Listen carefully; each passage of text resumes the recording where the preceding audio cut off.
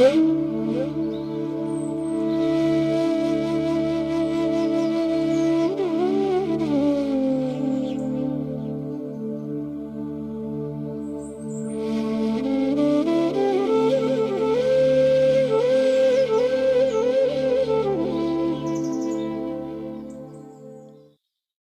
स्थापकाय च धर्मस्य सर्वधर्मस्वरूपिणे अवतार वरिष्ठाय रामकृष्णाय ते नमः। तव कथामृतं तप्तजीवनं कविभिरीडितं कल्मषापहं श्रवणमङ्गलं श्रीमदातमं भुवि गृह्णन्ति जे भूरिदा जना। শ্রী শ্রী ঠাকুর, শ্রী শ্রী মা এবং স্বামীজি মহারাজের রাতুল চরণে ভুলুণ্ঠিত প্রণতি জানাই। আপনাদের সকলকে আমার ব্যক্তিগত সশ্রদ্ধ প্রণাম জানিয়ে প্রাণারাম বাংলা ইউটিউব চ্যানেলে সম্প্রচারিত সৎকথায় প্রতিদিনের মনন এই ধারাবাহিক অনুধ্যানের আজকে ৩০০তম দিনের পর্ব। তাই ৩০০তম দিনের পর্ব, প্রায় ৩০০টি দিন আমরা সৎকথায় প্রতিদিনের মনন এই ধারাবাহিক বাক্য পুষ্পাঞ্জলির মধ্যে দিয়ে ঈশ্বরীয় কথা বা সৎপ্রসঙ্গ করে চলেছি। জানি না ভগবানের কি ইচ্ছা বা আশীর্বাদ, আপনাদেরও কি ইচ্ছা আশীর্বাদ যে আগামী দিনে এই সৎকথায় প্রতিদিনের মনন নিয়মিত চলবে, কিংবা সাপ্তাহিক চলবে, কিংবা মাসিক চলবে। আমি জানি না ভগবানের কি ইচ্ছা, তবে ৩০০তম দিন ভগবানের অসীম কৃপায় আমরা অতিবাহিত করেছি। এবং যে বাতাবরণের মধ্যে আমরা রয়েছি, আর দুদিন পরেই আমাদের ঠাকুরের মানসপুত্র রাজা মহারাজের পুণ্য জন্মতিথি। তাই জন্মতিথির ঠিক আগে আগেই এই ৩০০তম উদযাপন আমার ব্যক্তিগতভাবে বারবার কোথাও মনে হয়েছে there is a connection, divine connection. সেই ডিভাইন কানেকশনকে মাথায় রেখেই আমরা আজকে শ্রী শ্রী রামকৃষ্ণ কথামৃতে ত্যাগের কথার দ্বিতীয় পর্বে স্মরণ করব। সত্যি সত্যি এই কলেজে পড়িয়ে বাকি অন্যান্য মঠ মিশনের পাঠ, আলোচনা, সেবা, পূজা নিবেদন করে সংসার ধর্মের মিনিমাম খুবই নিমিত্ত কাজ করে এই ঈশ্বরীয় প্রসঙ্গে আলোচনা করা, আপনাদের সাথে সব কিছু ভাগ করে নেওয়া, বারবার মনে হয়েছে সেটি যেন ঠাকুরই করিয়ে নিচ্ছেন। তাঁর ইচ্ছা ছাড়া গাছের পাতাটিও নড়ে না। তিনি চাইছেন বলেই নানান প্রতিবন্ধকতা, প্রতিকূলতার মধ্যে দিয়েও চলছে। কখনো কখনো কলেজে অবসর সময়ের ফাঁকে ফাঁকেও করতে হয়েছে, এবং সেখানে হয়তো অনুষ্ঠান সম্প্রচারে মাঝে মধ্যে বাইরের পরিবেশের হাতুড়ির আওয়াজ, অন্য আওয়াজ এসে আপনাদের বিব্রত করেছে, বিভ্রান্ত করেছে। কিন্তু নিরুপায়, কিছু করার নেই। আপনারা পারলে এই ৩০০তম দিনের সুন্দর সকালবেলায় পারলে ক্ষমা করবেন। আমরা কথামৃতে ত্যাগের কথা স্মরণ করছি। তাই যেটি আমরা শেষ দিন, গতদিন শেষ করেছিলাম, যে ঠাকুর বারবার লক্ষ্য করে সেই জন্য বলছেন না, যে সংসারী লোকেদের যদি বলো সব ত্যাগ করে ঈশ্বরের পাদপদ্মে মগ্ন হও, তাহলে তারা কখনো শুনবে না। সংসারী মানুষের মনে বিষয়ের একটা পাহাড় জমে রয়েছে। তাই এমন ত্যাগের কথা ঠাকুর বলছেন যেটা সংসারীরা সহ্য করতে পারবে, অসহ্য হবে না। কারণ ত্যাগ বললেই সাধারণ মানুষের একটা ভয় আছে। ত্যাগ কথাটাই সত্যগুণের ভাব মনে জাগিয়ে দেয়। কিন্তু যাদের সত্যগুণ নেই, তাদের মনের ভাব হচ্ছে যদি সবই ত্যাগ করতে বলে তাহলে এই জীবনে লাভ কি? কারণ তারা জীবন বলতে ভোগকে জানে। তাই যখনই ত্যাগের কথা আসে, তারা এই ভোগটা করতে পারবে না বলে ভীত হয়ে যায়। তারা সঙ্গে সঙ্গে মনে করে যে তাহলে কী নিয়ে থাকবো, কারণ জীবন সম্পর্কে তাদের কোনো ধারণা নেই। আমরা খুব কমজনই এই জীবনকে সুন্দর ফুলের মতন ভাবতে পারি না। জীবনকে যে বিকশিত করা যায় পরতে পরতে ভাবতে পারি না। আমাদের জীবনের একটা স্টিরিওটাইপ প্যাটার্ন রয়েছে। কীরকম প্যাটার্ন জানেন?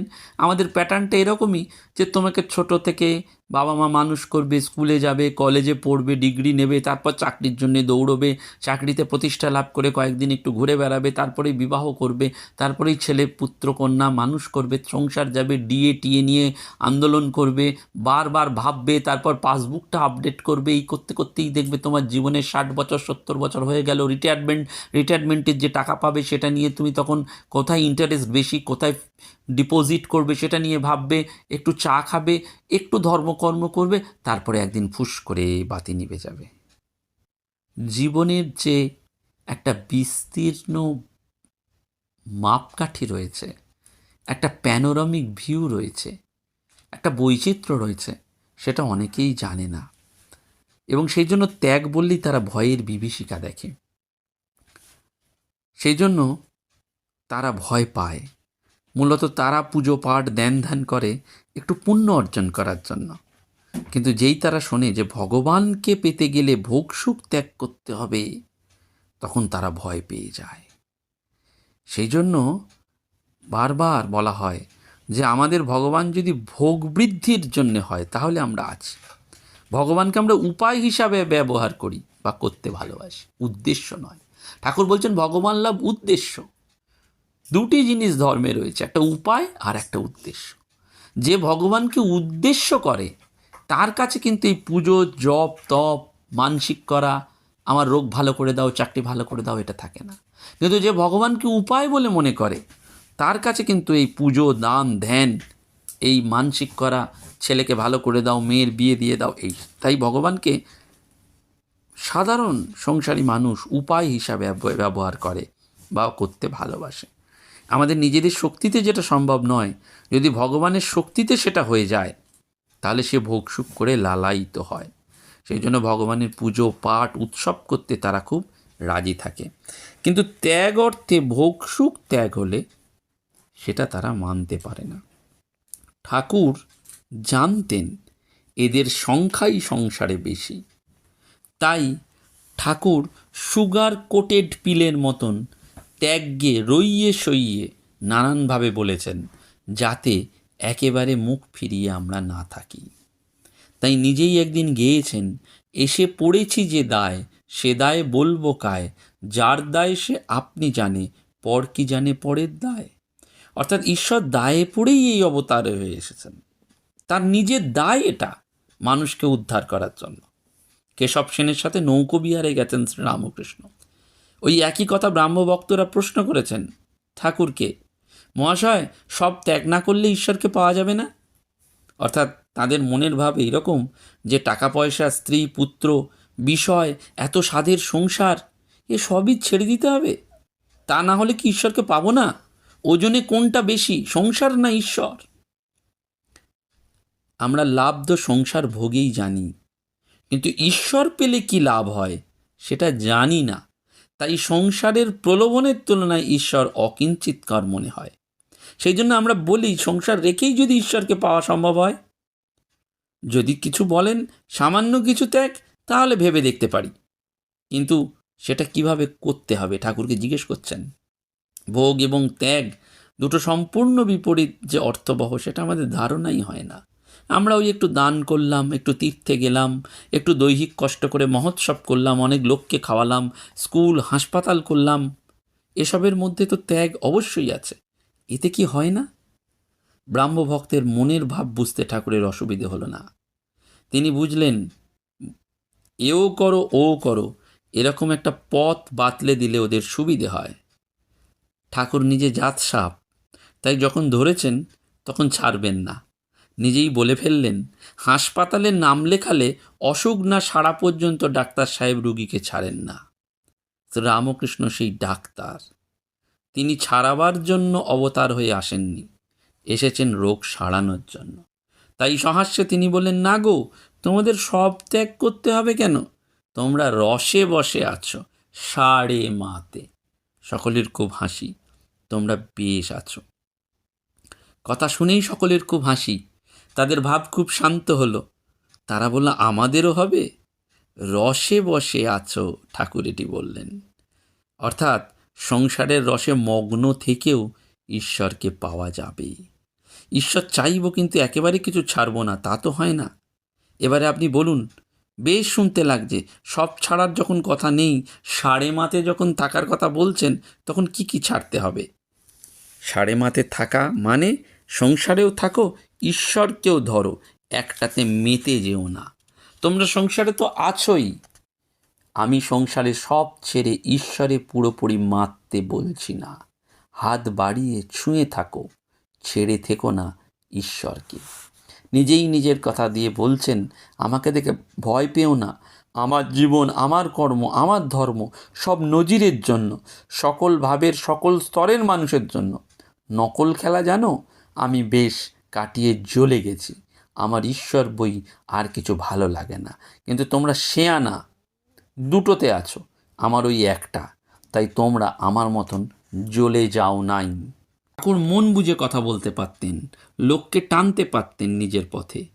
সেই জন্য ভরসা দিলেন, বললেন ভেবো না, আমি ছেলে ভোলাবার কথা বলছি না, সত্য বলছি।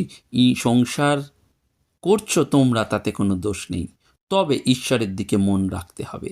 এক হাতে কর্ম করো, এক হাতে ঈশ্বরকে ধরো। কর্ম শেষ হলে দুই হাতেই ঈশ্বরকে ধরবে। এবং বলছেন মন নিয়ে কথা, মন যে রঙে রং ছোপাবে সেই রঙেই ছুপবে। তাই কেশব সেনের মতন মস্ত মানুষ, ব্রাহ্ম সমাজের নেতা, তার কথা শুনে ধর্মজীবন গড়েছেন। শ্রীরামকৃষ্ণ নিজে মুখে বলেছেন কেশব দৈবী মানুষ, তার যোগ ভোগ দুই আছে। তাকে বলছেন না সব ত্যাগ করে এসো, যতটা সইবে ততটা করো। বারবার বলছেন আমার কথা লেজা মুড়ো বাদ দিয়ে নিও। এবং সংসারীদের মনে জোর দিচ্ছেন শ্রীরামকৃষ্ণ যে ঈশ্বরেতে মন রেখে এগো, ত্যাগ আসবে। অবধূত 24 গুরুর মধ্যে চিলকে একটা গুরু করেছিল, কারণ চিল একটা মাছ মুখে করে ত্রিভুবন ছুটে বেড়াচ্ছে আর হাজার কাক তার পেছন পেছন ধাওয়া করছে। চিল উপায় না দেখে মুখ থেকে মাছটা ফেলে দিল। সব কাক চিলকে ছেড়ে দিয়ে মাছের পিছনে ছুটে গেল। চিলের তখন শান্তি, ত্যাগ হয়ে গেছে, বাসনা ত্যাগ। এই ত্যাগ সংসারীর। সেই জন্য ঠাকুর বারবার বলছেন সংসারে থেকে ঈশ্বরকে ধরে সংসার করা ভালো, কেল্লায় থেকে যুদ্ধ করা যেমন। ত্যাগ তোমাদের সব করতে হবে কেন? বাড়ি বরং সুবিধে, আহারের জন্য ভাবতে হবে না, শরীরের জন্য যখন যেটি দরকার কাছেই পাবে। কিন্তু পূর্ণ বৈরাগ্য এলে অন্য কথা। সেই ত্যাগের কথাই শ্রীরামকৃষ্ণ কথামৃতের পাতায় পাতায় রয়েছে। পুরাণের জনক, ব্যাস, বশিষ্ঠের কথা রয়েছে। এরা সকলেই সংসারে ছিলেন। জনক তো রাজাই ছিলেন, বাইরে যেমন রাজা, মনেও তেমনি ত্যাগের রাজা ছিলেন। রাজধানী মিথিলা নগরী পুড়ে যাচ্ছে, জনকের হুঁশ নেই। যাক, ওতে আমার কি, শাস্ত্র আলোচনা করছেন। জনক বিদেহী, দেহজ্ঞান নেই। এই তো ত্যাগ। সব মন ভগবানকে দিয়ে দিয়েছেন সংসার থেকে তুলে। কেশববাবু প্রতাপ মজুমদার বলেছিলেন আমাদেরও জনক রাজার মতন, আমরা ওইটে পারবো, তার বেশি নেই। ঠাকুর সঙ্গে সঙ্গে বুঝিয়ে দিলেন ওগো, মুখে বললেই জনক রাজা হওয়া যায় না। জনক রাজা হেঁটমুন্ডু হয়ে আগে নির্জনে বসে তপস্যা করেছিল। তোমরা কিছু করো, তবে তো জনক রাজা হবে। অর্থাৎ সব ত্যাগ করতে হবে না, সংসারটা থাকবে, এমনটা আমাদের চলতে পারে। সেই জন্য বলছেন সংসার ত্যাগের যে প্রয়োজন নেই, বাড়িতে থেকেও ঈশ্বরকে পাওয়া যায়। কিন্তু তার জন্য সব ত্যাগ ব্যাপারটা গোলমাল করে দেয় মাঝে মধ্যে। তাই ঠাকুর সেটি বুঝেছিলেন এবং সেই বোঝানোটাও খুব সুন্দরভাবে বলছেন কেউ কেউ যে ইচ্ছা করে নিশিদিন হরিপ্রেমে মেতে থাকি। ঠাকুরের কথা শুনে তাকে দেখতে ইচ্ছা করে ভক্তি নদীতে ডুবে থাকি। ঠাকুর সঙ্গে সঙ্গে বলছেন নিজেরাই তো দেখছো সংসার অনিত্য, কত এলো গেল, রইল কি কিছু? কি ভোগ করবে? সংসারের অনিত্যতা জেনে ঈশ্বরের শরণাগত হও। সংসারে থাকবে, ঈশ্বরকেও পাবে। ঈশ্বরের জন্য যা ত্যাগ করবে, ঈশ্বর পেলে সব পাবে। ত্যাগের মহিমা বোঝালেন। ত্যাগকে ছোট করা তো দূরের কথা, বরঞ্চ বলেছেন কেমন হলে ত্যাগের পথে চলা যায়, সীমিত ভোগের মধ্যে দিয়ে ত্যাগকে জীবনে আনা যায়, সে কথাই 5 খণ্ড কথামৃতে বলেছেন। মাস্টারমশাই কত অনুনয় বিনয় করেছেন সন্ন্যাস নেবার জন্য। ঠাকুর বলছেন তোমার গারস্থ সন্ন্যাস, ভাগবতের পণ্ডিত্য চাই, তা না হলে কে ভাগবত শোনাবে? তোমার ত্যাগ মনে, তুমি গুপ্তযোগী। গিরিশচন্দ্র সন্ন্যাসের জন্য মাথা খুললেন, বলেন না, তোমারও ও পথ নয়, তুমি ভক্ত, তোমার 5 শিখে 5 আনা বিশ্বাস, সবই পূর্ণ ত্যাগে উঠবার সিঁড়ি, যার যা সয়। আবার নরেন্দ্রনাথ প্রমুখ সন্তানদের সাথে যখন কথা বলছেন, তখন দেখছেন কাছে কোনো গৃহী আছে কি না, কারণ জ্বলন্ত ত্যাগের কথা, বৈরাগ্যের কথা বলছেন। সম্পূর্ণ ত্যাগ না হলে কিছুতেই হয় না, একমাত্র ত্যাগ। তাই নরেন্দ্রনাথের বৈরাগ্য। বলছেন আমার এ কি হলো? ঠাকুর বলছেন তুই কি চাস? বাড়ির একটা ব্যবস্থা করে আয়, সব হবে। হোমা পাখির দল, গায়ে একটুও পৃথিবীর মাটি মলিনতা যেন না লাগে। এই ত্যাগ সকলের জন্য না, এই ত্যাগে সকলের ভয়। তাই দুই একজন মাত্র এতে পরমানন্দ দেখেন, অমৃতত্ব খুঁজে পান। মাস্টারমশাই নিজেই শেষ জীবনে বলতেন, ঠাকুরের জীবনের জ্বলন্ত কথা হচ্ছে ত্যাগ। এটি যদি দেখতে চাও, মঠে গিয়ে বিবেকানন্দ, ব্রহ্মানন্দ প্রমুখ ছেলেদের দেখো, নৈকস্যকুলীন, গায়ে একটুও দাগ নেই। শ্রী মা তাই বললেন, এবার ত্যাগই তাঁর বৈশিষ্ট্য। কথামৃতে সেটিই আছে প্রচ্ছন্নভাবে। শ্রীরামকৃষ্ণ কিছু রেখে ডেকে বলেননি, বলেছেন অধিকারী ভেদে। আমাদের হয়তো কখনো কখনো মনে হয় এও হয় ও হয় বলে তিনি গোঁজামিল দিয়েছেন, তা নয়। তিনি স্পষ্ট করে বলে দিয়েছেন, একটুও আসক্তি থাকলে তাকে পাওয়া যায় না। কিন্তু মনে রাখতে হবে কাদের তিনি বলেছেন, ঈশ্বর পথের পথিকদের তিনি বলেছেন। যে ঈশ্বরকে চায় না তার এখনো সময় হয়নি, তার আলাদা কথা। তাকে ঠাকুর বলছেন, তুমি বিল্ডিং টিল্ডিং গিয়ে একটু দেখো, আমরা একটু কথা বলি। সাধারণ মানুষ কি একদিনেই বড় ত্যাগের জন্যে মন থেকে একেবারে আসক্তি মুছে দিতে পারবে? পারবে না। তার জন্য চাই বিরাট প্রস্তুতি, অভ্যাস। শ্রীরামকৃষ্ণদেব এটি জনে জনে বারে বারে কথামৃতের কথায় কথায় শিখিয়েছেন, উপদেশ দিয়েছেন। চাই বিবেক, চাই বৈরাগ্য। সৎ অসৎ বিচারের নাম বিবেক বৈরাগ্য। সংসারের দ্রব্যের ওপর বিরক্তি, এটি হঠাৎ করে হয় না, রোজ অভ্যাস করতে হয়। কামিনী কাঞ্চন আগে মনে ত্যাগ করতে হয়, তারপর মনের ও বাইরের ত্যাগ দুই চাই। এই বলেই দুঃখ করে ঠাকুর বলেছেন, স্বয়ং ভগবান বলেছেন, আমি সাধে কি ত্যাগের কথা ভোগের সঙ্গে মিশিয়ে ওষুধ গেলার মতন করে দিই? কারণ কলকাতার লোকেদের বলবার জো নেই ঈশ্বরের জন্য সব ত্যাগ করো। বলতে হয় মনে ত্যাগ করো। কেন? ঠাকুর জানতেন আমরা পারবো না। ওই নকশ খেলার মতন আমরা কাটিয়ে কাটিয়ে জ্বলতে জ্বলতে যাব। সেজন্যে বিবেক দিয়ে, বিচার দিয়ে, এই যে মনন আমাদের বারবার মনে করিয়ে দেয় যে এই বিরাট প্রস্তুতিটি যেন আমরা করতে পারি। এই ফেব্রুয়ারি মাসে বেশ কয়েকজন পার্শ্বদের তিথি পুজো রয়েছে। 11 তারিখে রয়েছে স্বামী ব্রহ্মানন্দজি মহারাজের, 13 তারিখে রয়েছে স্বামী ত্রিগুণাতীতানন্দজি মহারাজের, এবং মাঘী পূর্ণিমার দিন রয়েছে লাটু মহারাজের। আসুন না এই তিথি পুজোগুলোতে আমরা সংকল্প নিই যে একটু একটু করে বদলাবো, একটু একটু করে মানুষের জন্য কাজ করব, একটু একটু করে ঠাকুরের ভাব প্রচার করব, এবং সেটির মধ্যে দিয়েই আমরা ত্যাগের পথে এগিয়ে যাব। ওই যে মাস্টারমশাই বলছেন, ঠাকুরের জীবনের জ্বলন্ত কথা হচ্ছে ত্যাগ। এটি যদি দেখতে চাও তাহলে মঠে গিয়ে দেখো, নৈকস্যকুলীন, গায়ে একটুও দাগ নেই। আমরা সেই কথামৃতের আলোকে আজকে ত্যাগের কথাই স্মরণ করলাম। 300তম পর্বে আমাদের অনুধ্যান। আগামী 11ই ফেব্রুয়ারি যদি স্বামী দেবানন্দজি মহারাজের সাধন প্রসঙ্গে রাজা মহারাজ পুস্তিকাটি বা ধর্ম প্রসঙ্গে স্বামী ব্রহ্মানন্দ অন্তত কয়েকজন মানুষের মধ্যেও আমরা বিতরণ করতে পারি, ঠাকুরের ভাব হবে, প্রচার হবে। এবং আপনাদের বলে রাখা ভালো যে স্বামী বিবেকানন্দের জন্মতিথি উপলক্ষে গত 23 ফেব্রুয়ারি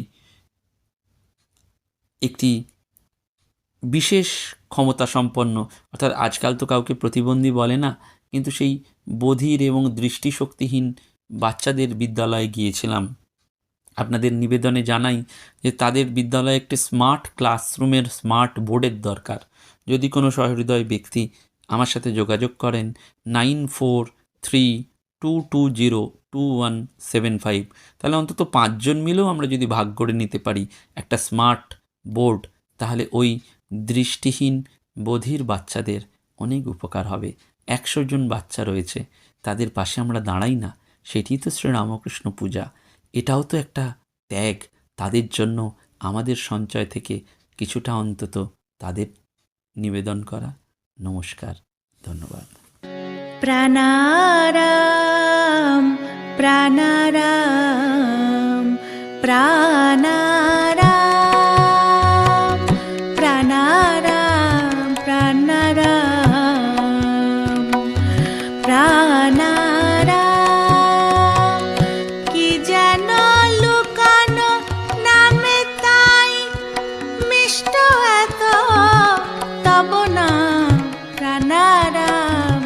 প্রাণারাম